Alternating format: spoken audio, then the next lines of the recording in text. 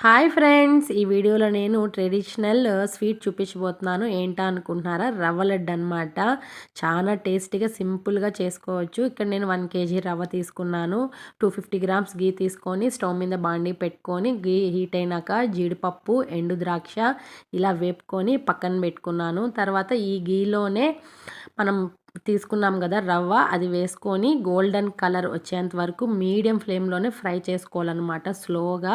ఇలా ఫ్రై అయిన దాన్ని పక్కన పెట్టుకున్న తర్వాత గోరువెచ్చగా ఉండేటప్పుడు 1:1 రేషియోలో మనం ఎన్ని కప్స్ రవ్వ తీసుకున్నామో అన్ని కప్స్ షుగర్ వేసుకొని బాగా మిక్స్ చేసుకోవాలి. ఇలా మిక్స్ చేసుకున్న దాంట్లో కాంచి చల్లారబెట్టుకున్న పాలు వేసుకొని ఇలా ప్లేట్లో కొద్ది కొద్దిగా రవ్వ తీసుకొని ఇలా ఉండలు పట్టుకుంటే టేస్టీ అయిన హెల్దీ అయిన రెసిపీ రవ్వ లడ్డు రెడీ అనమాట. దీని ఫుల్ వీడియో నేను ఛానల్లో అప్లోడ్ చేస్తున్నాను. ప్లీజ్ ఒకసారి చెక్ చేయండి. ఈ వీడియో కనుక నచ్చితే please like, share, comment and subscribe అండి.